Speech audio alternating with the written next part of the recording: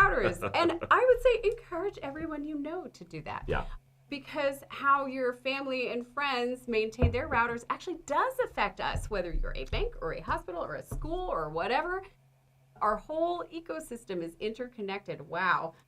I think it's true, though. It really is true. So replace your outdated routers, not just in the enterprise, but encourage everyone you know to do that, whether it's in the business environment or at home. Sure.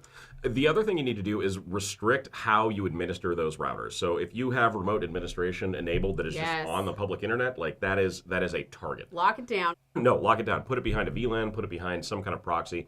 Make sure that the administration portal for your router is not just out there for anyone to try to gain access to. Because if it's out there, I mean, even with a reasonably secure password, I mean, people are going to try to brute force that interface, and they will make it into that device. So, yeah, again, just protect yourself. Very basic stuff. In your personal life, if it doesn't need to be remotely administered, turn it off so no one from the outside can break into it. If you can physically go get it, great.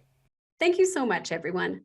Again, this is Sherry Davidoff, CEO of LMG Security. And I'm Matt Duran, Director of Training and Research for LMG Security. If you have any questions, please feel free to reach out at any time. We would love to hear from you.